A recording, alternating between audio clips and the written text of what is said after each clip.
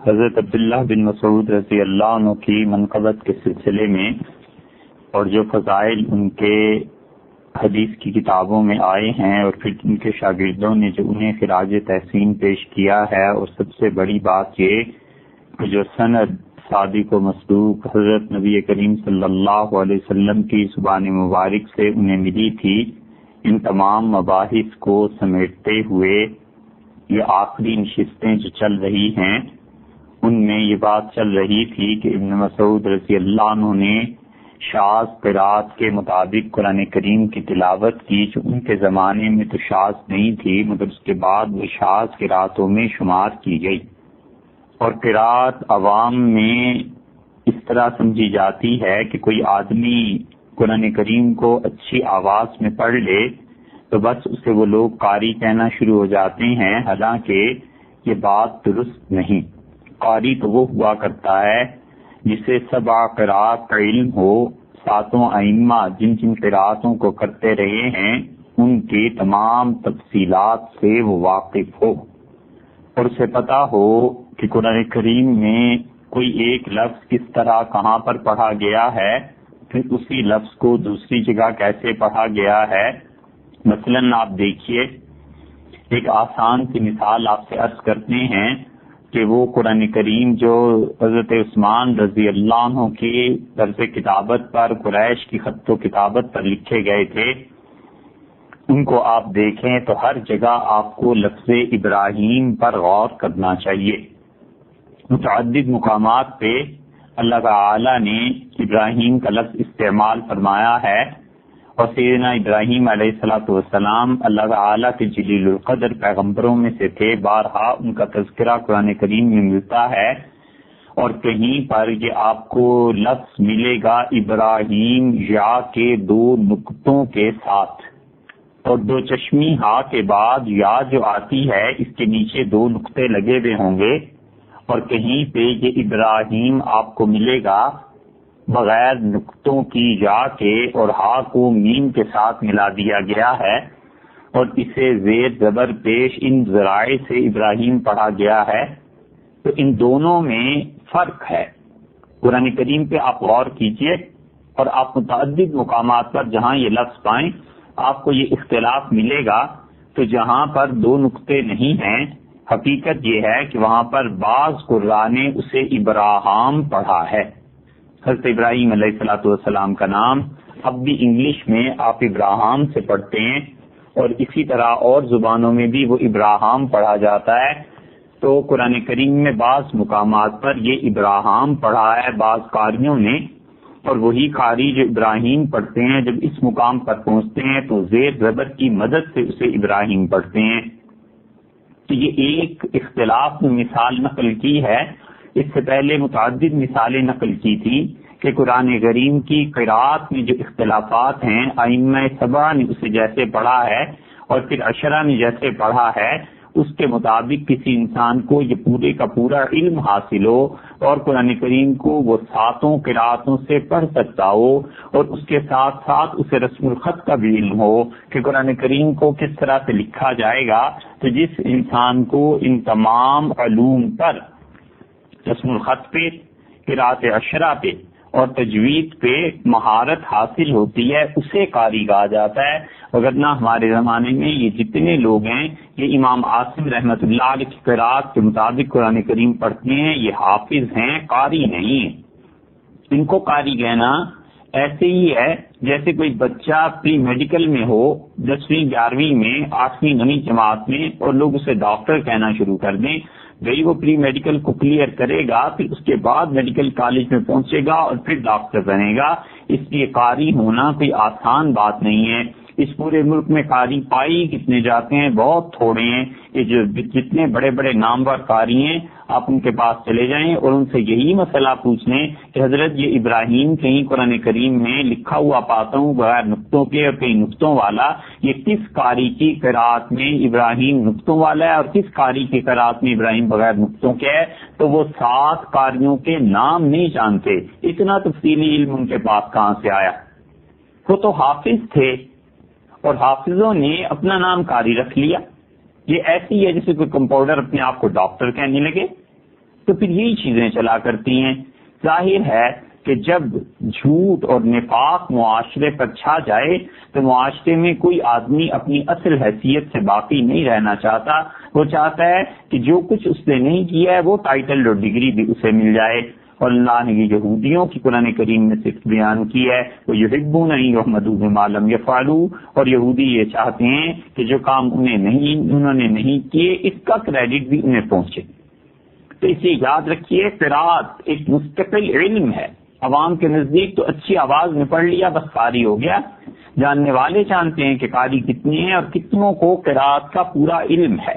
تو قراتیں دو طرح کی ہیں, ایک قرات متواتر ہے اور ایک قرات شاذہ ہے.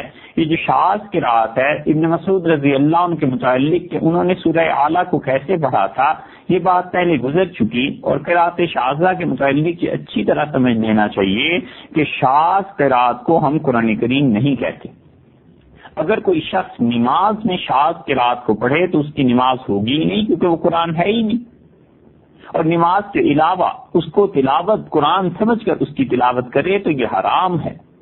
کسی مسلمان کے لیے یہ جائز نہیں ہے کہ شاذ قراتوں کو قرآن کریم کی قرات سمجھے یا اسے پڑھے, یا اپنے سامعین کو یہ احساس دلائے کہ یہ قرآن کریم ہے, وہ ختم ہو گئی, منسوخ ہو گئی. تلاوت اور قرات اس کی جائز نہیں ہے. اور اس کی تعلیم, البتہ تعلم, اس کے متعلق لکھنا, اس کے متعلق بیان کرنا, لوگوں کو بتانا کہ یہ شاذ قرات ہے, یہ سب جائز ہے.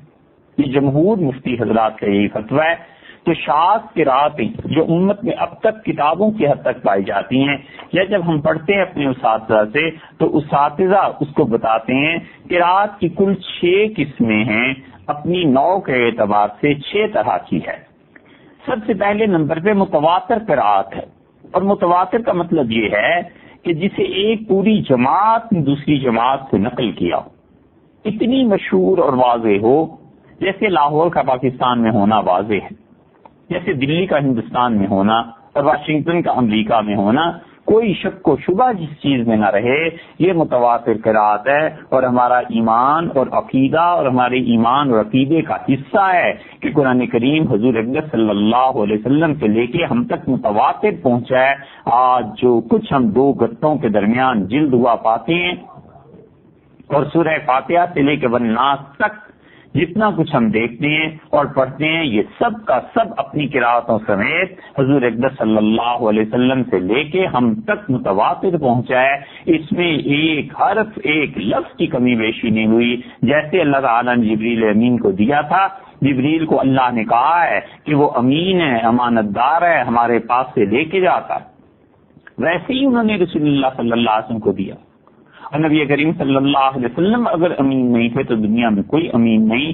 حضور اقدس صلی اللہ علیہ وسلم قرآن کریم کے بارے میں اتنے زیادہ حساس تھے, جو کچھ جبریل امین نے پڑھایا ہے بغیر کسی زیر زبر کی تبدیلی کے آگے آپ نے صحابہ کرام رضی اللہ عنہ کو منتقل کیا.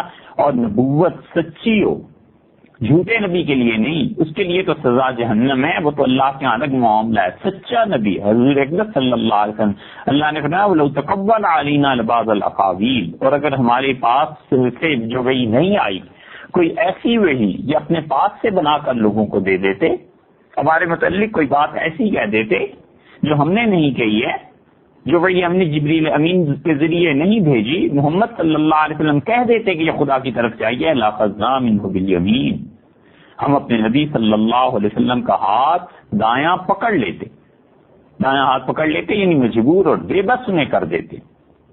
ثُمَّ لَقَطَعْنَا مِنْهُ الْوَتِينَ, اور ہم ان کی گردن اڑا دیتے, ہم ان کی شہرت کاٹ دیتے. یہ اگر ایک حرف بھی رسول اللہ صلی اللہ علیہ وسلم اپنے پاس سے کہتے, اللہ نے اس کے ساتھ ساتھ بتا دیا کہ قرآن کو ایسے ہی نہ سمجھو, یہ اللہ نے دیا ہے, جبریل امین نے بالکل اسی طرح رسول اللہ صلی اللہ علیہ وسلم کو پہنچایا, اور نبی کریم صلی اللہ علیہ وسلم بالکل ٹھیک اسی طریقے سے صحابہ کرام رضی اللہ عنہ کو دے کے گئے ہیں. اور صحابہ رضی اللہ عنہ سے تابعین, تبع تابعین, حتیٰ کہ وہ قاریوں تک پہنچا, اور قاریوں سے ہم تک اس قرآن کریم کی سند متصل ہے. کیا مثال ہے کہ اس میں ایک حرف کی کمی بیشی ہو گئی ہو. اگر کوئی شخص اس قرآن کریم میں جو آج ہمارے پاس ہے یہ مانتا ہے کہ یہ قرآن پورا نہیں ہے اور اس میں کمی بیشی ہو گئی ہے، کچھ الفاظ نکل گئے ہیں، کچھ زیادہ ہو گئے ہیں، تو مسلمان نہیں ہے۔ کوئی کافر ہی ایسا اعتراض کر سکتا ہے، اور جو کرتا ہے اسے دین سے کوئی تعلق نہیں۔ آپ خود اپنی عقل سے سوچیں کہ قرآن بھی اگر امت کے پاس محفوظ نہیں ہے تو ہمارا دین آخر اس کی بنیاد کیا ہے؟ کس چیز پہ اس دین کو پھیلانا ہے؟ تورات ہے، انجیل ہے، ان کا بھی یہی حال ہے، وہ بھی متواتر نہیں ہے۔ تورات جس زبان میں نازل ہوئی تھی وہ زبان بدل گئی، انجیل جس زبان میں نازل ہوئی تھی وہ زبان ہی بدل گئی، رہی نہیں۔ تورات اور انجیل کے پیچھے کوئی بھی ہسٹوریکل بیک گراؤنڈ ہے؟ ہمارے مذہب کے حق ہونے کے اور اسلام کے صحیح ہونے کے بہت بڑے دلائل میں سے یہ ہے کہ ایک امت نے دوسری امت سے نقل کیا ہے، ایک گروہ نے دوسرے گروہ سے نقل کیا ہے، اور حضور اکرم صلی اللہ علیہ وسلم سے لے کے اب تک 1500 برس میں یہ قرآن کریم متواتر آیا ہے۔ تو متواتر قرات وہ جسے ایک بہت بڑے جمع غفیر نے سینکڑوں ہزاروں لوگوں نے پڑھا اور اگلی نسل کو پڑھایا۔ جیسے سینکڑوں ہزاروں لوگوں نے آج سے 200 سال پہلے دیکھا لاہور ایک شہر تھا، پھر اس کے بعد انہوں نے اپنے بچوں کو بتایا کہ لاہور ایک شہر تھا، بچے بڑے ہوئے انہیں پتہ چل گیا، پھر انہوں نے دوسری نسل کو بتایا، تیسری نسل کو بتایا۔ تو 6 قسموں میں سب سے مشہور قسم متواتر ہے، اور ہم اسی کے ساتھ قرآن کریم کو اللہ کا کلام مانتے ہیں۔ دوسری قرات کی مشہور قسم وہ جس کی سند صحیح ہے، رسول اللہ صلی اللہ علیہ وسلم تک پہنچتی ہے۔ سیدنا عثمان رضی اللہ عنہ نے جو قرآن کریم لکھوائے تھے ان میں سے کسی ایک رسم الخط کے مطابق ہے، ائمہ 7 اس کے قائل ہیں، مشہور ہیں سارے، لیکن وہ تواتر کی حد تک نہیں پہنچتی۔ بس تواتر میں اس میں یہ فرق ہے کہ وہ قرآن نے نقل کیا ہے، لیکن وہ علمی طور پر پڑھا جاتا ہے، ہر مسلمان اسے نہیں جانتا۔ تیسری وہ ہے جو صحیح ہے، جس کی سند معلوم ہے، لیکن لکھنے میں، تحریر میں سیدنا عثمان رضی اللہ عنہ کے کسی قرآن کریم کے مطابق نہیں ہوتی۔ وہ ہم کہتے ہیں وہ بھی قرآن ہے، یہ بھی چیز تھی، اس کی بھی قرات تھی، لیکن ہم اب اسے نہیں پڑھیں گے۔ اور چوتھی قرآن کریم کی وہ چیز ہے جو شاذ ہے، یہ قرات شاذ کا مطلب یہ ہے وہ جو پہلے آپ سے عرض کر دیا ہے کہ اس کا نہ پڑھنا جائز ہے، نہ اس کو قرآن کریم کو نہ اس کے مطابق لکھی ہوئی بات کو قرآن کریم کہنا جائز ہے، الا یہ کہ تعلیم کے لیے ہو۔ اور شاذ قراتوں میں وہ ابن مسعود رضی اللہ عنہ کی ایک قرات آتی ہے جس کا تذکرہ پچھلی نشست میں گزر چکا۔ مثلا آپ دیکھیے اللہ تعالیٰ نے فرعون کو کہا فَالْيَوْمَ نُنَجِّيكَ بِبَدَنِكَ، ہم آج کے دن تیرے جسم کو بچائیں گے۔ اب ننجی میں جو جیم ہے اسے بعض لوگوں نے ہا کے ساتھ پڑھا ہے، فَالْيَوْمَ نُنَحِّيكَ، تو نہا ایک طرف کر دینا، آج ہم تیرے جسم کو ایک طرف کر دیں گے۔ اب اس شاذ قرات کو کوئی نہیں پڑھتا، تو سب سے پہلے متواتر، پھر مشہور، پھر صحیح، پھر شاذ، اور پانچویں قرات وہ ہے جو موضوع ہے، جھوٹ ہے، خام خواہ راویوں نے اپنے پاس سے بنا کے اسے قرآن کی قرات کے طور پر کہہ دیا۔ یہ راوی کی بحث انشاءاللہ آگے کو آ جائے گی۔ اور چھٹی قرات وہ ہے جس کو قراء حضرات اپنی زبان میں الشبیہ بالمدرج کہتے ہیں، یعنی وہ الفاظ جو قرآن کریم میں تفسیر کے طور پر بڑھا دیے گئے ہوں۔ اس کی متعدد مثالیں دی تھی نا، کہ جیسے یہ آیا کہ صلاۃ وسطیٰ کی حفاظت کرو، اور آگے بریکٹ میں لکھ دیا گیا صلاۃ العصر۔ سعد بن ابی وقاص رضی اللہ عنہ کی قرات میں ایسے آتا ہے، حضرت عبداللہ بن عباس رضی اللہ عنہ کا حوالہ دیا تھا صحیح بخاری کی روایت سے کہ لیس علیکم جناح ان تبتغوا فضلا من ربکم، کوئی گناہ نہیں ہے تم پہ، تم اپنے پروردگار کا فضل تلاش کرو، تجارت کرو حج کے موسم میں۔ اس میں جو آ گیا تھا آگے فی مواسم الحج، یہ فی مواسم الحج کا جو اضافہ ہے یہ عبداللہ بن عباس رضی اللہ عنہ کی قرات میں آتا ہے، یہ ہے، اس کو وہ کہتے ہیں کہ مدرج ہے۔ یہ قرات مدرج کے حوالے لیتے ہیں، یہ قرات شاذ کے حوالے لیتے ہیں مستشرقین اور کافر، اور کہتے ہیں قرآن پورا نہیں۔ عبداللہ بن زبیر رضی اللہ عنہ کی روایت میں آ گیا تھا نا، وَلْتَكُن مِّنكُمْ أُمَّةٌ يَدْعُونَ إِلَى الْخَيْرِ وَيَأْمُرُونَ بِالْمَعْرُوفِ وَيَنْهَوْنَ عَنِ الْمُنكَرِ وَيَسْتَعِينُونَ بِاللَّهِ عَلَىٰ مَا أَصَابَهُمْ۔ یہ يَسْتَعِينُونَ بِاللَّهِ عَلَىٰ مَا أَصَابَهُمْ جو تھا یہ شبیہ بالمدرج کہلاتی۔ اسی لیے سیدنا عمر رضی اللہ عنہ نے کہا تھا کہ ابن زبیر کی قرات ہے، یہ اس نے تفسیر کی ہے۔ اور حسن رحمت اللہ علیہ کی قرات وَإِن مِّنكُمْ إِلَّا وَارِدُهَا، اور ورود کے مطلب انہوں نے دخول سے بیان کیا. یہ سب کی سب چیزیں ایسی ہیں جو شبیہ بالمدرج کہلاتی ہیں. اب کسی کافر کو اگر علم ہی نہیں ہے، کسی علم کے اصول ہی معلوم نہیں ہے، اب وہ کہتے ہیں جی تمہارے قرآن میں ایسے ہے، تمہارا قرآن ایسے ناقص ہے، بخاری کی روایت ایسے آئی، ابن ماجہ کی روایت ایسے آئی. ہم کہتے ہیں بھائی تم قرات کے علم کو پڑھیے، آپ پڑھنے کے بعد اعتراض کیجئے کہ یہ کیا کیا چیزیں. یہ ایسے ہی ہے جیسے کوئی ڈاکٹر ہے، اور یہ جملہ ڈاکٹر ہی سمجھ سکتے ہیں. ہر آدمی لگا ہوا ہے اس بات پہ کہ ڈاکٹر صاحب اس کے سائیڈ ایفیکٹس کیا ہوتے ہیں، اس کے سائیڈ ایفیکٹس کیا ہیں. تو بہت سے ڈاکٹروں کو ہم نے سنا وہ کہتے ہیں بھائی سائیڈ ایفیکٹ تو تمہارے کھانے کا بھی ہو سکتا ہے، پینے کا بھی ہو سکتا ہے. یہ سائیڈ ایفیکٹس کیا ہوتے ہیں ہر آدمی اسے نہیں سمجھ سکتا. یا تو ڈاکٹر سمجھتے ہیں، یا ڈاکٹر کسی کو تعلیم دے دیں کہ سائیڈ ایفیکٹس کیا ہوتے ہیں وہ سمجھتے ہیں. ہر آدمی کے لیے یہ تھوڑا ہی ہے کہ اٹھا کر ڈاکٹروں کی دوائی پھینک دے اور کہ صاحب اس میں سائیڈ ایفیکٹ ہوتا ہے. اور خواہ اس کے ساتھ فرشتے نہ ہو، شیطان ہو، تو اس کے شیطانوں کو بھی خبر نہ ہو کہ سائیڈ ایفیکٹ کیا ہے. آخر یہ کس مینار کا نام ہے، یہ کس شہر کا نام ہے، لیکن اس نے لفظ سن لیے، بس ان کو دہراتا چلا جائے گا بغیر اس بات کے کہ اسے میڈیکل کے علم کا الف بے بھی آتا ہو، ABC بھی آتی. بالکل اسی طرح یہ جو شبیہ بالمدرج کی بات ہے یا قرات کی قسموں کی بات ہے، جس شخص کو قرات کے الف با کا بھی نہیں پتا وہ بھی ان روایات کا سہارا لے کر کہے کہ قرآن کریم ناقص ہے، کتنے ظلم اور زیادتی کی بات. شاذ قراتوں کے ائمہ 4 آدمی تھے، اور ان میں سب سے پہلے امام تھے ابن محیصن مکی رحمت اللہ علیہ. 122 ہجری میں وہ پیدا ہوئے، اور علامہ ذہبی رحمت اللہ علیہ نے قرآن کریم کے اچھے حافظوں میں ان کا شمار کیا ہے. سعید بن جبیر رحمت اللہ علیہ، ان سے انہوں نے قرآن پڑھا تھا، اور انہوں نے آگے حضرت عبداللہ بن عباس رضی اللہ عنہما وغیرہ سے پڑھا تھا. اور انہوں نے بعض قراتیں ان تک روایات پہنچی ہیں، لیکن وہ شاذ قراتیں قریش سے تعلق رکھتے تھے اور قرائے مکہ میں شمار کیے جاتے تھے.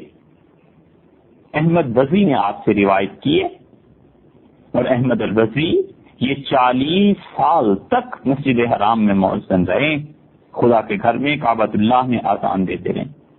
امام بخاری رحمت اللہ علیہ نے فرمایا کہ بشار ان کا نام تھا، اور یہ پہلے مشرکین میں سے تھے، پھر اس کے بعد انہوں نے اسلام قبول کر لیا تھا، اور انہوں نے قرآن کریم کو پڑھا. اور احمد بزی کی جو دوسری روایات ہیں اس میں ان کی قرات متواتر ہے.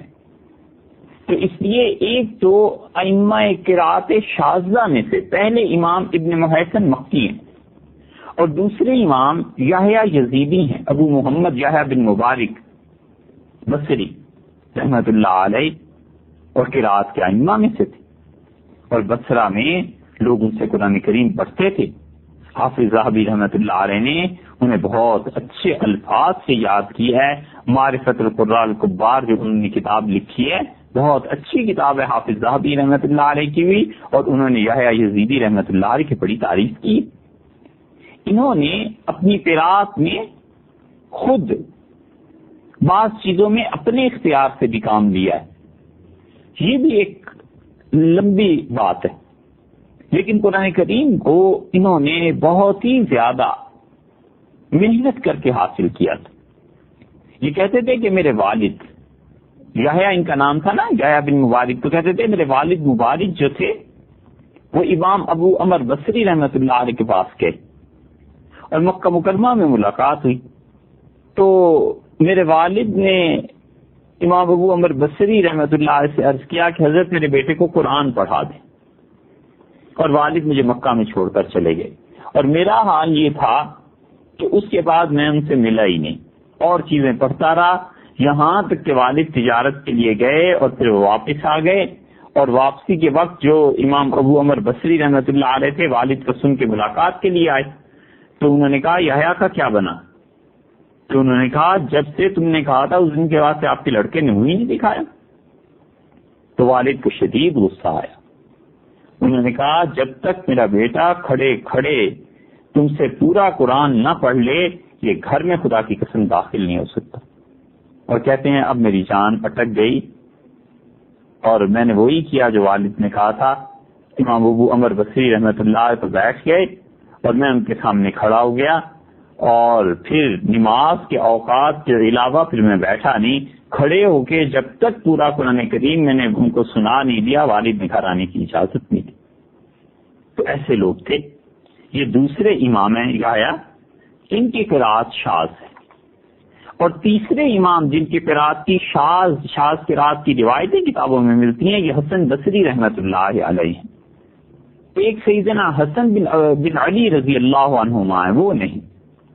اور حسن بصری رحمۃ اللہ علیہ اس سے پہلے کسی نشست میں ان کا حوالہ آیا تھا، مگر وہاں ان کے نام کے ساتھ رحمۃ اللہ علیہ کے بجائے رضی اللہ عنہ ہو گیا تھا. ایسے نہ ہو کسی کو شبہ ہو کہ حضرت حسن رضی اللہ عنہ کا وہ بیان ہے، یعنی حسن ابن علی رضی اللہ عنہ کا نہیں، وہ حسن بصری رحمۃ اللہ علیہ وہاں بھی مراد. اور حسن بصری رحمۃ اللہ علیہ بصرہ کے شیخ، مفتی، علم، عمل، ہر اعتبار سے بہت بڑے آدمی تھے، اور انہوں نے بے شمار چیزیں پائیں. ان کی والدہ ام المومنین ام سلمہ رضی اللہ عنہا کی باندھی تھی، اور ان کی والدہ انہیں چھوڑ جاتی تھی. ام المومنین ام سلمہ رضی اللہ عنہا یہ جب روتے تھے تو ان کو دودھ پلانے کے لیے اپنے سینے سے لگا لیتی تھی. اس سے بعض حضرات نے یہ کہا کہ ام سلمہ رضی اللہ عنہا کے شوہر نبی کریم صلی اللہ علیہ وسلم تھے، تو حسن بصری حضور اکبر صلی اللہ علیہ وسلم کے گویا کے بیٹوں کی جگہ پر. سیدنا عمر رضی اللہ عنہ کا دور تھا، اس دور میں یہ پیدا ہوئے، اور حضرت عمر رضی اللہ عنہ کی خلافت میں ابھی 2 سال باقی تھے. حضرت عثمان رضی اللہ عنہ کے پیچھے انہوں نے جمعہ بھی پڑھا ہے. خود بتاتے تھے کہ سیدنا عثمان رضی اللہ عنہ جمعے میں تشریف لائے اور میں نے ان کی زیارت کی، اور امیر المومنین رضی اللہ عنہ کی جب شہادت ہوئی ہے تو میری عمر اس وقت 14 سال تھی. حضرت عمر رضی اللہ عنہ کی خدمت میں حاضر ہوئے. بچے حاضر کیا ہوئے، والدہ ان کی لے گئی تھی، تو سیدنا عمر رضی اللہ عنہ نے دعا کی، اور عجیب دعا فرمائی حسن بصری رحمۃ اللہ علیہ کے لیے. ہم آج اتنا زمانہ گزرنے کے باوجود 1500 برس کے بعد بھی حسن بصری رحمۃ اللہ علیہ کے لیے عزت، احترام اور محبت اپنے دلوں میں مسلمان محسوس کرتے ہیں نا. ان کی والدہ کہتی ہیں کہ میں سیدنا عمر رضی اللہ عنہ کی امیر المومنین کی خدمت میں لے گئی، اور انہوں نے میرے بچے کے سر پہ ہاتھ رکھا اور فرمایا اللہم فقہہ فی الدین وحببہ الی الناس. اللہ حسن کو دین کی گہری سمجھ عطا فرما، اور اللہ اس بچے کو لوگوں کا پیارا بنا دے، لوگوں کا محبوب بنا دے. سیدنا عمر رضی اللہ عنہ کی دونوں دعائیں اللہ نے قبول کی، اور حسن بصری رحمۃ اللہ علیہ نے خوب پڑھا. قرآن کریم کو انہوں نے خطان بن عبداللہ رقاشی رحمۃ اللہ علیہ سے پڑھا تھا، اور یہ رقاشی جو تھے یہ حضرت ابو موسیٰ اشعری رضی اللہ عنہ کے شاگرد تھے. اور ابو العالیہ رحمۃ اللہ علیہ سے دوبارہ قرآن کریم پڑھا حسن بصری رحمۃ اللہ علیہ نے. حسن بصری رحمۃ اللہ علیہ کے استاد ہوئے ابو العالیہ، اور ابو العالیہ رحمۃ اللہ علیہ جو تابعین میں سے انہوں نے پڑھا ابی ابن کعب 1، زید ابن ثابت 2 رضی اللہ عنہما، اور زید ابن ثابت رضی اللہ عنہ تو کاتب تھے قرآن کریم کو، انہوں نے لکھا ہے. اور حسن بصری رحمۃ اللہ علیہ نے حضرت انس بن مالک رضی اللہ عنہ سے بہت سی چیزیں روایت کی. اور حسن بصری رحمۃ اللہ علیہ بڑے زاہد، بڑے روزہ رکھنے والے، اللہ کی عبادت کرنے والے، اتنے فصیح اللسان تھے کہ امام شافعی رحمۃ اللہ علیہ نے کہا کہ لو اشاء اقول ان القرآن نزل بلغت الحسن لقلت لفصاحتی، اگر میں یہ کہنا چاہوں کہ قرآن کریم حسن بصری کی لغت کے مطابق نازل ہوا ہے تو میں کہہ سکتا ہوں حسن بصری رحمۃ اللہ علیہ اتنے فصیح تھے. تابعین کہتے ہیں کہ حسن بصری رحمۃ اللہ علیہ جب واعظ کرتے تھے، جب نصیحت کرتے تھے، اتنی عمدہ عربی بولتے تھے کہ بالکل قرآن کی عربیت کے مشابہ ہوتی تھی. اور لکھنے والوں نے یہاں تک لکھا ہے کہ حسن بصری رحمۃ اللہ علیہ اگر بنی اسرائیل میں ہوتے تو انبیاء علیہ الصلوۃ والسلام کے مقام پر فائز ہوتے. 110 ہجری میں انتقال ہوا ہے حسن بصری رحمۃ اللہ علیہ کا، اور یہ تیسرے راوی ہیں جن کی بعض قراتیں شاذ ہیں.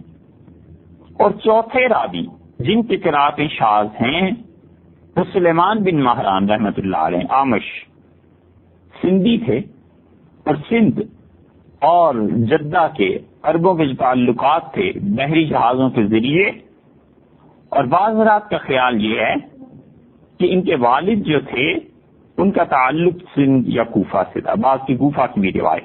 تو سلیمان بن مہران عامش اسدی رحمۃ اللہ علیہ، اور ان کے والدین انہیں کوفہ لے کے آ گئے، اور کوفہ میں انہوں نے سب سے کمال جس چیز میں حاصل کیا وہ حدیث تھی. حدیث کی آج بھی شاید ہی کوئی کتاب ایسی ہو جس میں سلیمان بن مہران رحمۃ اللہ علیہ کا نام نہ ہو. عامش رحمۃ اللہ علیہ نے زید بن وہب سے پڑھا، زر بن حبیش سے پڑھا، اور زر بن حبیش کی سند حضرت عبداللہ ابن مسعود رضی اللہ عنہ تک جاتی ہے. ابراہیم نخعی رحمۃ اللہ علیہ سے پڑھا اور ابو العالیہ رحمۃ اللہ علیہ سے. اور خود عامش رحمۃ اللہ علیہ سے پوچھا گیا کہ آپ نے قرآن کریم کس سے پڑھا؟ تو انہوں نے کہا میں نے یحییٰ سے پڑھا، اور انہوں نے علقمہ رحمۃ اللہ علیہ سے پڑھا تھا، اور علقمہ نے ابن مسعود سے، اور انہوں نے حضور اقدس صلی اللہ علیہ وسلم سے، اور انہوں نے قرآن دیا تھا جبریل امین سے، اور ان کو اللہ نے دیا تھا. اللہ تعالیٰ تک جن چیزوں کی سندیں پہنچتی ہیں سب سے افضل اور اعلیٰ سند اللہ تک یا فتوے کی ہے، اور یا اس قرآن کریم کی ہے، اور یا ان احادیث کی ہے جس میں حضور صلی اللہ علیہ وسلم یہ فرماتے ہیں کہ اللہ نے مجھ سے کہا. یہ تینوں سندیں پہنچتی ہیں اس لیے کہ اللہ نے قرآن میں کہا یستفتون کہ آپ سے فتویٰ مانگتے ہیں، قل اللہ یفتیکم سے یہ اللہ فتویٰ دیتا ہے، تو فتوے کی سند بھی اللہ تک پہنچتی ہے. اور قرآن کریم کی تو ظاہر ہے، اور جہاں حضور صلی اللہ علیہ وسلم راوی ہوں اللہ تعالیٰ سے وہ بھی ظاہر ہے. تو عامش رحمۃ اللہ علیہ بڑے اونچے درجے کے صاحب تھے.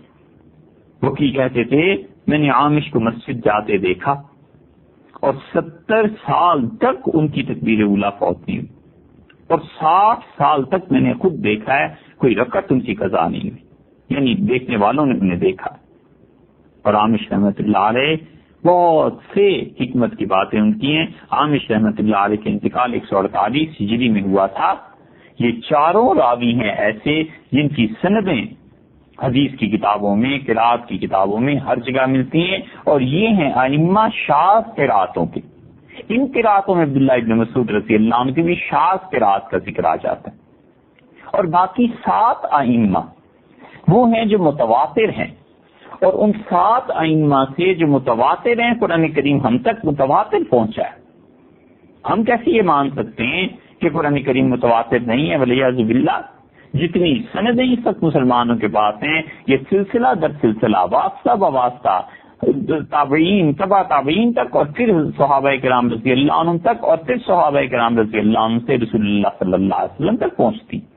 بے شمار سندیں ہیں ابن مسعود رضی اللہ عنہ تک پہنچتی ہیں، بے شمار سندیں ہیں جو سیدنا عثمان اور علی رضی اللہ عنہ تک پہنچتی ہیں، سیدنا ابی بن کعب رضی اللہ عنہ تک پہنچتی ہیں. خود ہمارے قرآن کریم کی سند عبداللہ بن مسعود، حضرت عثمان، حضرت علی اور ابی بن کعب اور زید بن ثابت 5 صحابہ کرام رضی اللہ عنہ تک پہنچتی ہے.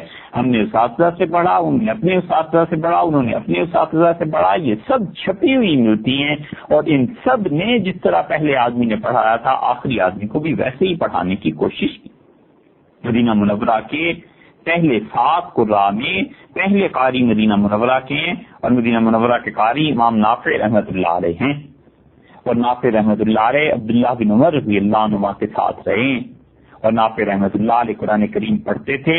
اب تک ان کی قرات کے مطابق قرآن کریم پڑھا جاتا ہے. یہ ورش جو ہیں انہی کے مطابق قرآن کریم پڑھتے ہیں. امام مالک رحمۃ اللہ علیہ ایسے قرآن کریم پڑھا کرتے تھے. اور دوسرے راوی عبداللہ بن کثیر ہیں جو مکہ مکرمہ کے امام سے مکہ کے، بے شمار ان کے شاگرد ہوئے. اور تیسرے بصرہ کے ہیں اور وہ ابو عمر مازنی ہیں. اور چوتھے دمشق کے ہیں عبداللہ ابن عامر.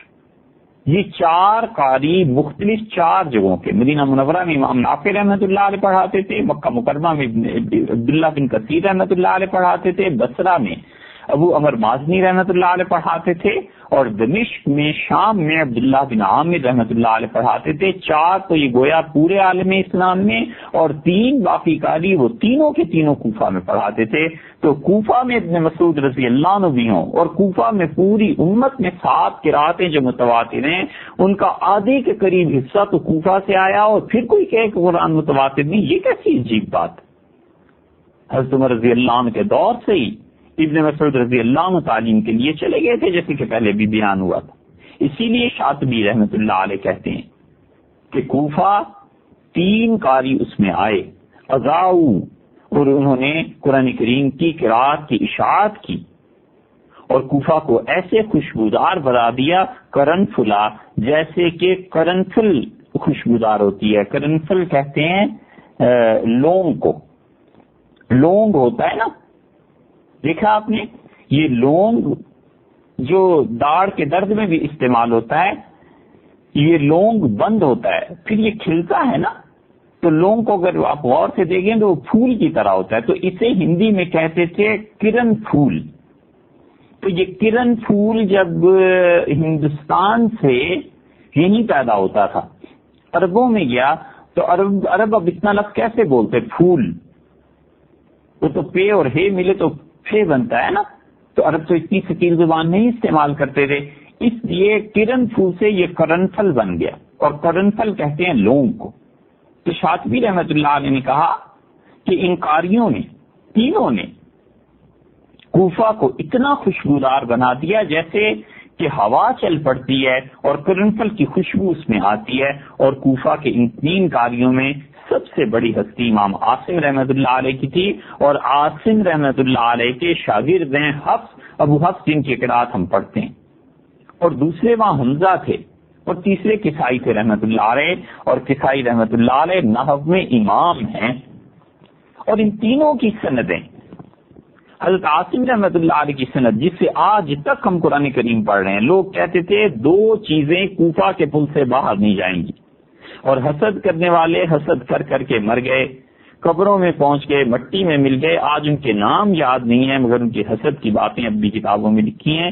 کہتے تھے یہ جو عاصم قرات پڑھتا ہے نا، ایک تو یہ کوفہ کی اسکول سے پار نہیں جائے گی، دوسرے ابو حنیفہ کی فقہ کوفہ سے پار نہیں جائے گی، اور اللہ نے کہنے والوں کے منہ میں خاص ڈال دی۔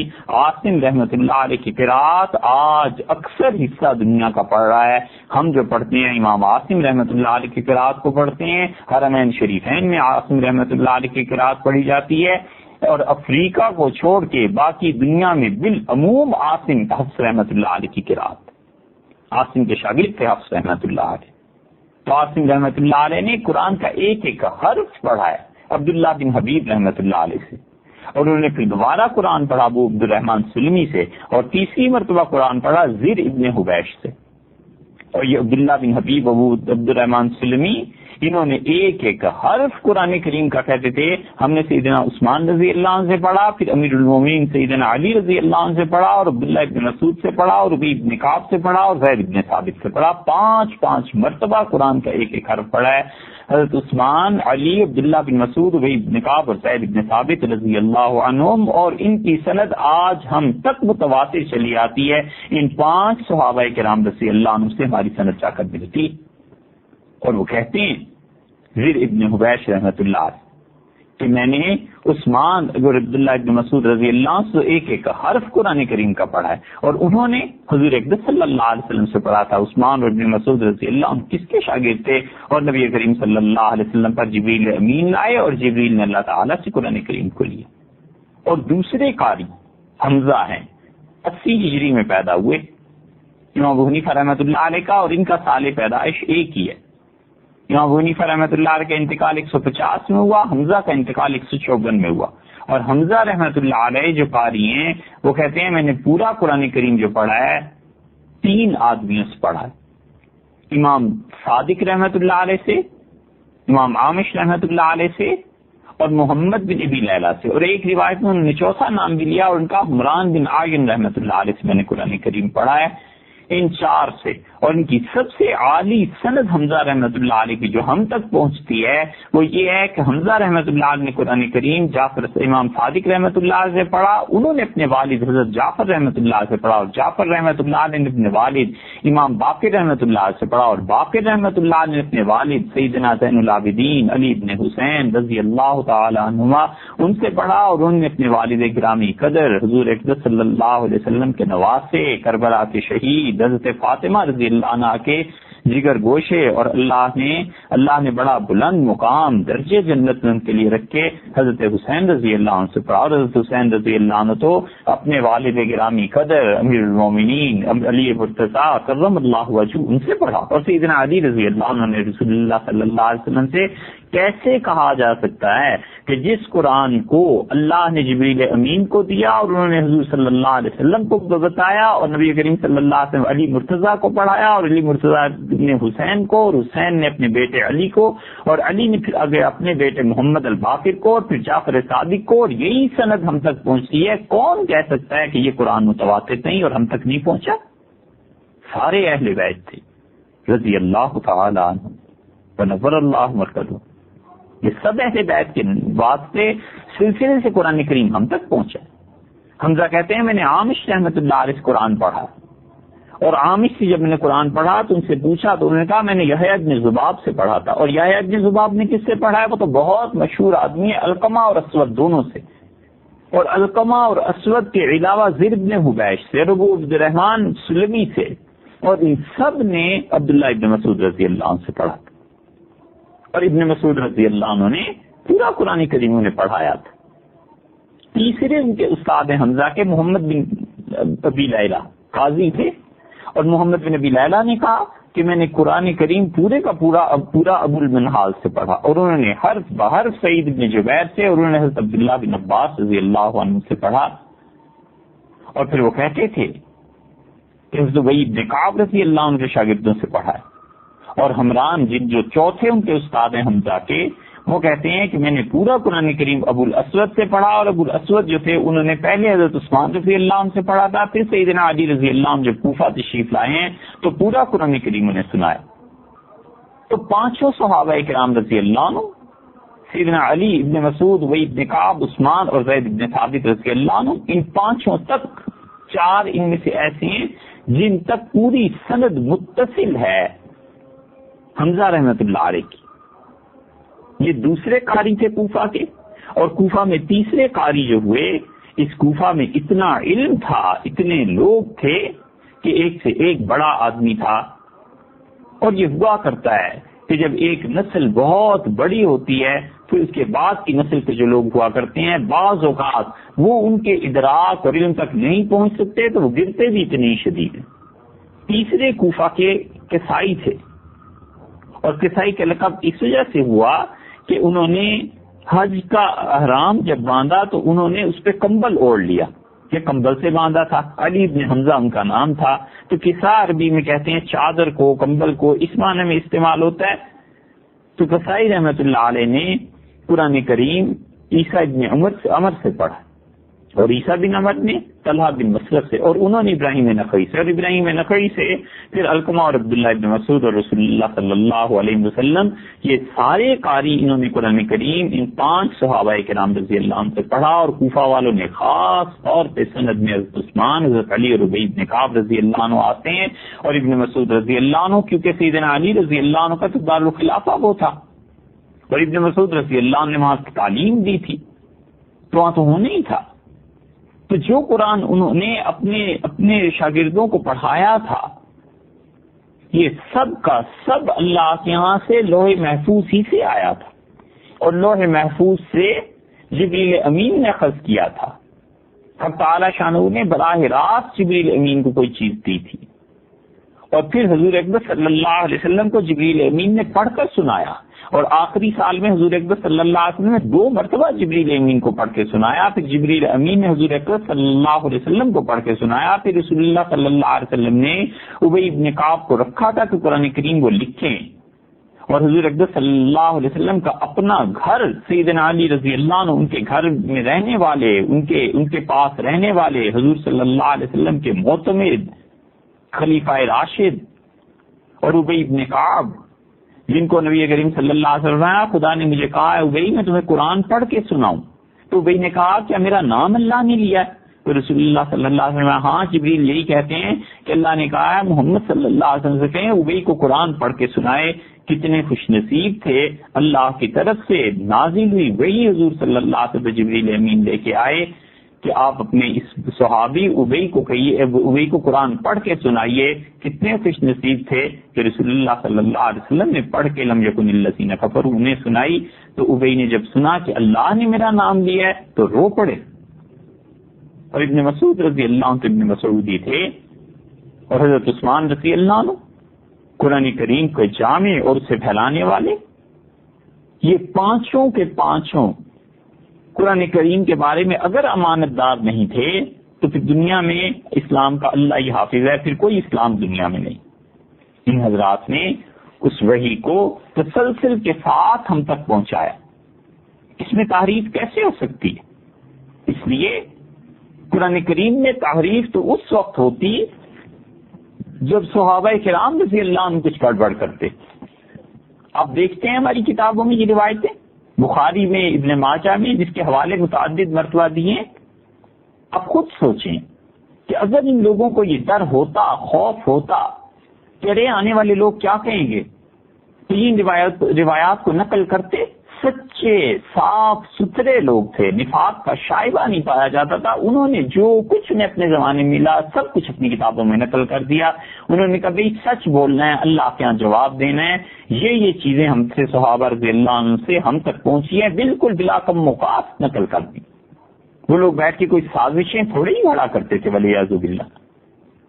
وہ لوگ کہتے تھے جو سچی باتیں ہیں کتابوں میں لکھو. آج کوئی شخص اٹھ کر یہ کہتا ہے کہ اہل سنت والجماعت کی کتابوں میں قرآن کریم کی تحریف کی روایات ملتی ہیں کہ قرآن پورا نہیں ہے، تو وہ یہ نہیں سوچتا کہ یہ روایات جن صحابہ کرام رضی اللہ عنہ کے حوالے اور واسطے سے نقل ہوئی ہیں وہ سچے کتنے تھے، ان روایات کی کیا حیثیت ہے، یا منسوخ ہے جیسے کہ بحث ہو چکی، یا وہ تفسیری جملے ہیں جیسے کہ بحث ہو چکی، یا وہ شاذ قراتیں ہیں جیسے کہ بحث ہو چکی ہے، اور جو ہے وہ اختلافات ہیں قراء کے. اور پانچویں چیز جو ہمیں اس میں دیکھنی ہے وہ یہ کہ یہ راوی کون ہے. ایک آدمی کہتا ہے ابن مسعود رضی اللہ عنہ نے ایسے پڑھا ہے، ہم کہتے ہیں راوی کو دیکھو کون ہے. اور بہت مرتبہ ایسے ہوا کرتا ہے کہ قرات کی روایت بیان کرتے ہوئے یا حدیث کی روایت بیان کرتے ہوئے درمیان میں کوئی آدمی جھوٹ بولتا ہے. اور بعض کتابیں مستقل اس موضوع پہ لکھی گئی ہیں کہ انہوں نے کہا ہم نے اپنے زمانے کے سچ جھوٹ سب چیزوں کو جمع کر دیا ہے، تم خود ہی اندازہ کر لینا. اس بات کو سمجھنے کے لیے اس زمانے کا بیک گراؤنڈ دیکھنا چاہیے. مسلمان بڑے پڑھے لکھے تھے، اتنے علم والے تھے کہ حاکم نیشاپوری رحمۃ اللہ علیہ کہتے ہیں میں ایک شہر میں علم حاصل کرنے گیا تو وہاں پر مجھے 2 کلی ملے سامان اٹھانے والے. تو مجھ سے انہوں نے پوچھا کہ کہیں جانا ہے سرائے میں. میں نے کہا جی. انہوں نے کہا سامان آپ کو اٹھا لو. پیسے طے ہو گئے. تو وہ دونوں کلی آپس میں باتیں کرتے جاتے تھے اور کہتے تھے کہ اچھا قرآن کی تفسیر یہ جو آیت ہے اس میں عبداللہ بن عباس رضی اللہ عنہ نے کیا کہا ہے، ابن مسعود رضی اللہ عنہ نے کیا کہا ہے، فلاں صحابی رضی اللہ عنہ کیا کہا ہے. تو کہتے ہیں مجھے اتنا تعجب ہوا، میں نے ان سے درخواست کی کہ آپ سامان نیچے رکھ دیں. میں سامان نیچے رکھ دیا. میں نے کہا اللہ نے مجھے کچھ خدمت کی توفیق دی ہے، اگر آپ لوگ مزدوری کسی مجبوری کی وجہ سے کر رہے ہیں تو آپ پیسے لے لیجئے، آپ جیسے علم والے لوگ اور میرا سامان اٹھائیں بڑے شرم کی بات ہے. تو وہ ہنسے اور انہوں نے سامان اٹھا لیا اور انہوں نے کہا کہ تم ہماری باتوں سے متاثر ہو گئے ہو، ہمارے اس شہر میں کوئی ایک مسلمان بھی ایسا نہیں ہے جو قرآن کریم کی تفسیر نہ جانتا ہو. تو حاکم کہتے ہیں میں نے کہا تو تمہارے علماء، انہوں نے کہا سبحان اللہ، ان کے تو کہنے ہی کیا، ہمارے لیے یہی شرف کافی ہے کہ ہم اپنی مزدوری سے فارغ ہو کے ان لوگوں کی مجلسوں میں جب جاتے ہیں اور وہ آپس میں بیٹھ کے باتیں کرتے ہیں علم کی تو ہم ان کے ادب کی وجہ سے احترام علم میں بیٹھتے نہیں ہیں، کھڑے ہو کے سنتے ہیں. یہ مسلمانوں کے یہاں علم کا حال تھا. تو جب اتنا علم تھا تو بہت سی کتابیں محدثین نے مفسرین نے لکھ دی.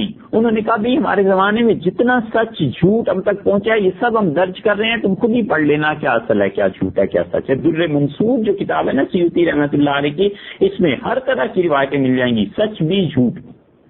خود حاکم رحمۃ اللہ علیہ نے بہت سی چیزیں نقل کر دی ہیں. بس امام ذہبی رحمۃ اللہ نے آ کے اس پہ تنقید کی کہ یہ باتیں اس میں جھوٹ ہیں. تو اسی طرح جب کہ قرآن اور حدیث کی کوئی بات ہوتی ہے تو ہم کہتے ہیں بھی یہ ٹھیک ہے روایت تو ہے کتابوں میں، مگر اس کی تنقید کرنی چاہیے کہ اس میں راوی کون کون ہے، کس طرح یہ حدیث ہم تک پہنچی ہے.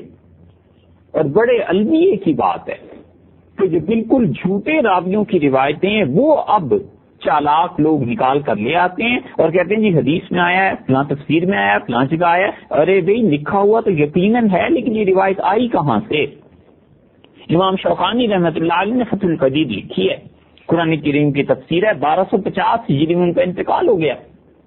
صنعاء کے قاضی تھے یمن کے. اور شوکانی رحمۃ اللہ علیہ کہتے ہیں کہ ابن عساکر نے یہ نقل کیا حضرت ابو سعید خدری رضی اللہ عنہ سے اور عبداللہ بن مسعود رضی اللہ عنہ سے کہ ہم حضور اقدس صلی اللہ علیہ وسلم کے زمانے میں سورہ مائدہ کی اس آیت کو ایسے پڑھتے تھے.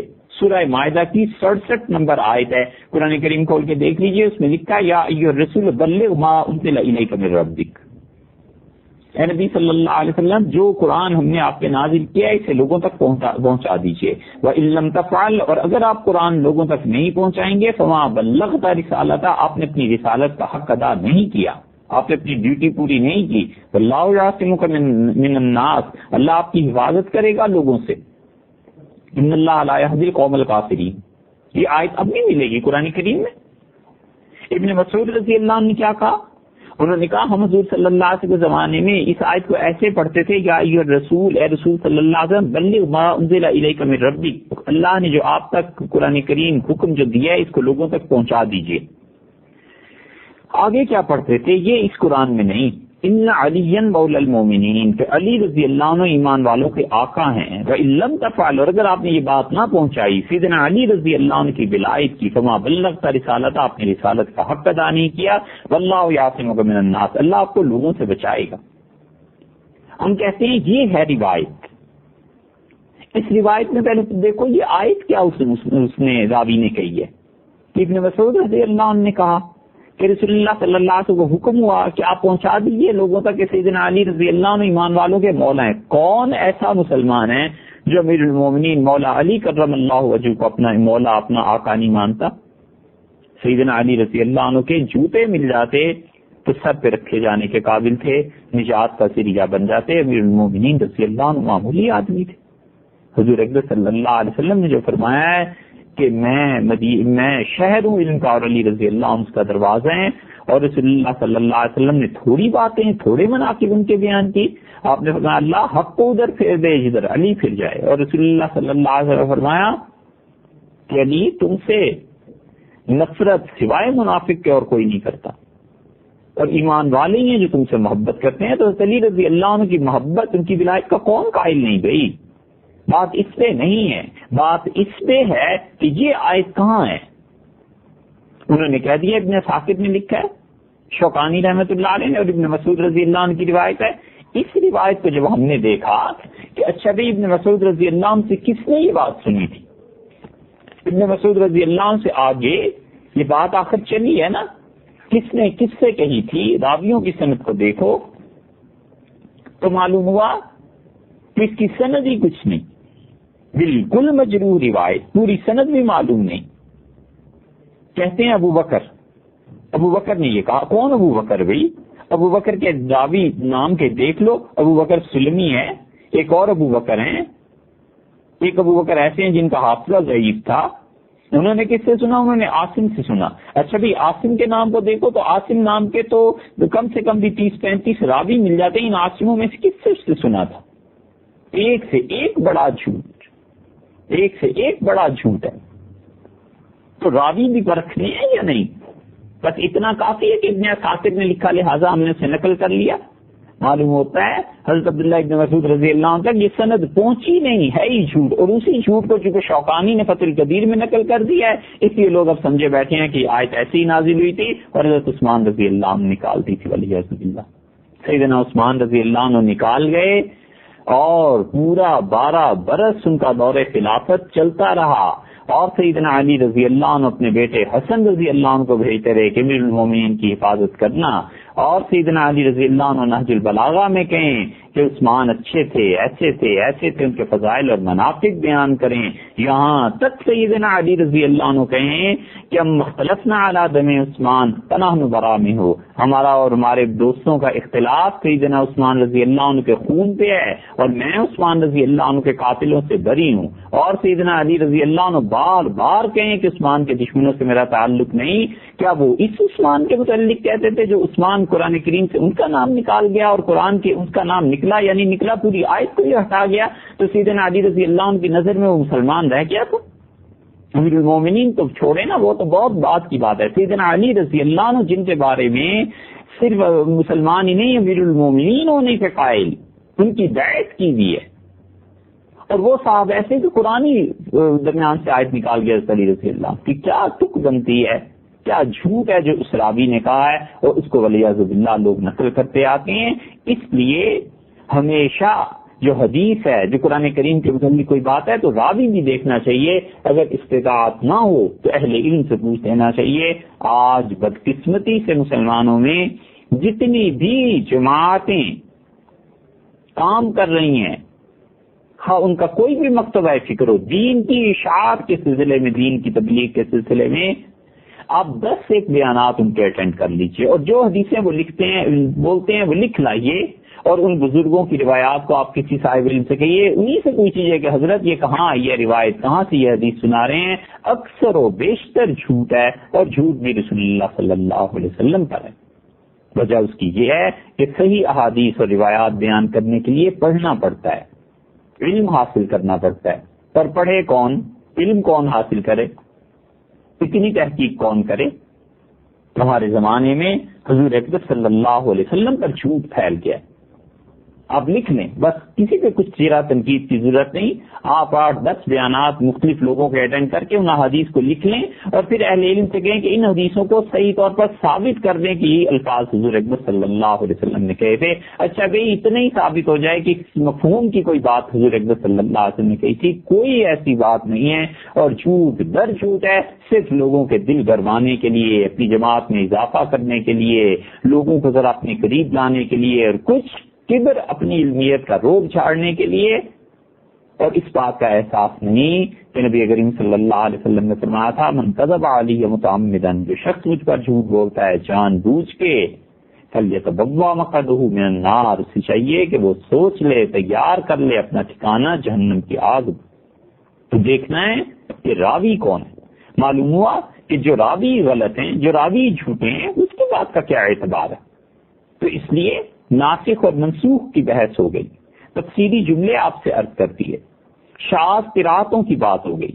صحابہ کرام رضی اللہ عنہ کے زمانے میں جو قرات کے اختلافات تھے، اور رسول اللہ صلی اللہ علیہ وسلم نے جس طرح قرآن کریم پڑھایا تھا وہی وہ لوگ پڑھتے رہے، یہ بھی بات ہو گئی۔ اس کی ایک اور مثال، تو وہی ابن کعب رضی اللہ عنہ کہتے ہیں میں نے نماز پڑھی اور میں قرآن کریم کی تلاوت کر رہا تھا، اور جو انہوں نے سلام پھیرا سیدنا عمر رضی اللہ عنہ نے پکڑ لیا اور ان کا بھئی یہ کیا پڑھتے ہو؟ انہوں نے کہا رسول اللہ صلی اللہ علیہ وسلم نے پڑھایا۔ انہوں نے کہا مجھے تو نبی کریم صلی اللہ علیہ وسلم نے سورہ فرقان اس طرح پڑھائی، اور دونوں چلے گئے حضور صلی اللہ علیہ وسلم کی خدمت میں۔ آپ نے فرمایا بھئی تم پڑھو اور عمر تم پڑھو۔ دونوں نے پڑھ کے عرض کیا کہ اللہ کے رسول یہ کیا ہے؟ تو نبی کریم صلی اللہ علیہ وسلم نے دونوں سے فرمایا کہ تم دونوں نے صحیح پڑھا ہے، تم دونوں کو میں نے ایسے ہی پڑھایا ہے۔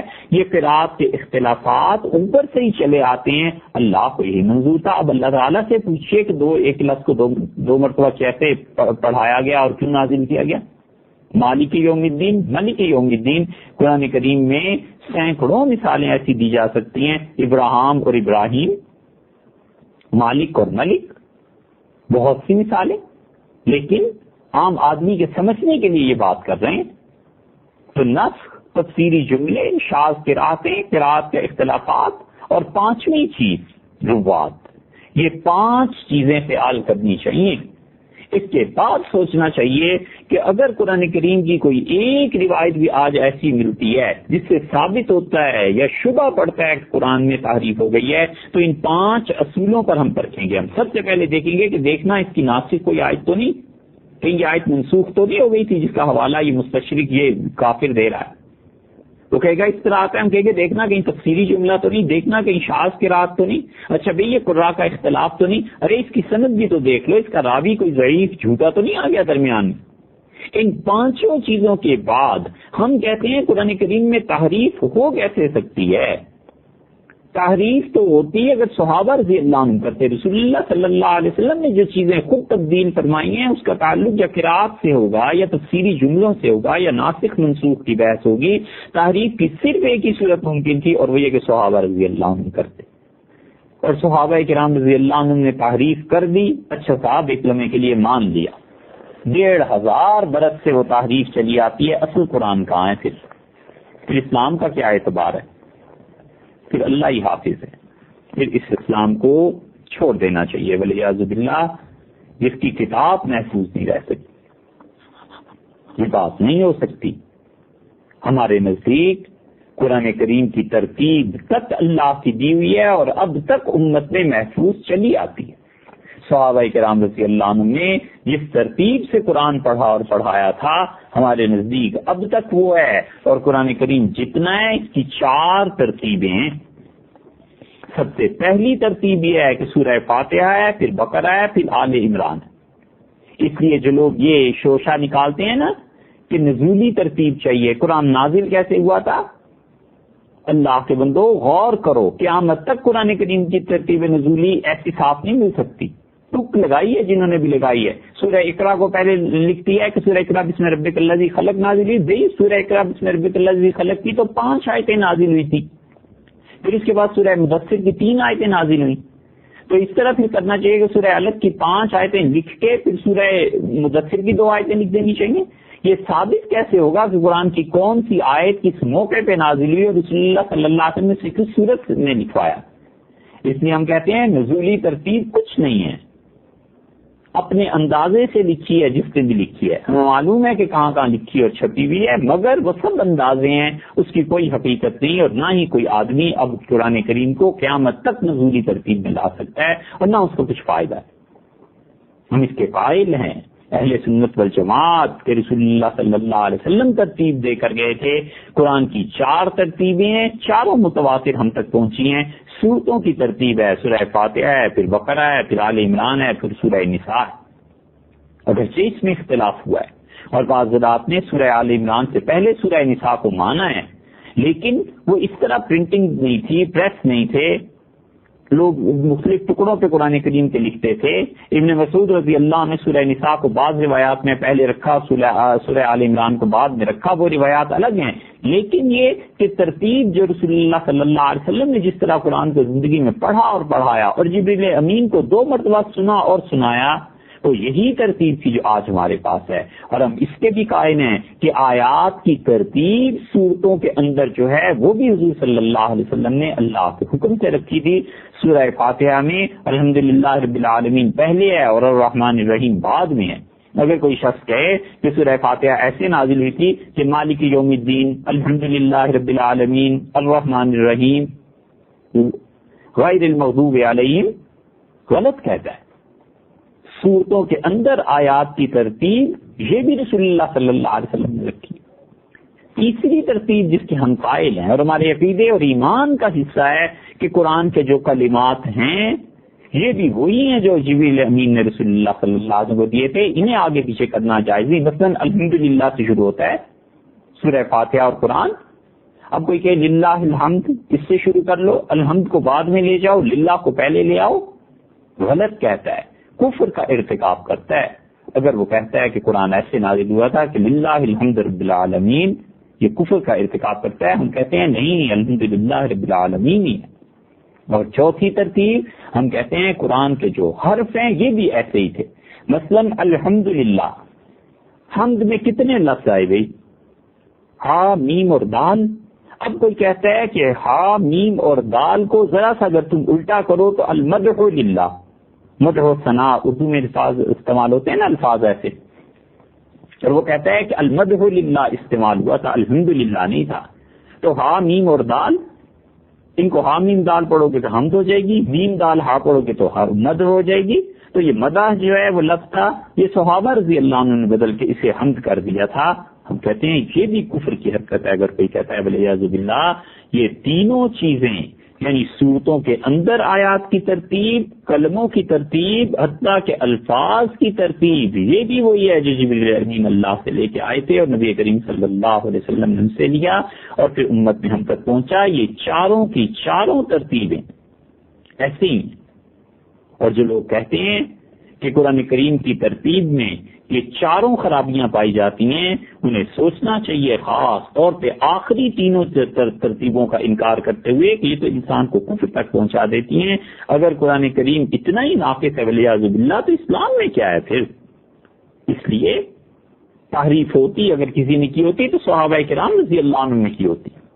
انہوں نے ایک ایک چیز متواتر قرات میں، جو ابن مسعود، حضرت علی، حضرت عثمان، ابی بن کعب اور زید بن ثابت رضی اللہ عنہ سے چلی، وہ متواتر ساری ترتیبیں ہم تک پہنچی ہیں۔ البتہ بعض روایات پہلی ترتیب یعنی سورہ آل عمران آگے ہے یا سورہ نساء پیچھے ہے، بعض روایات ایسی ہیں۔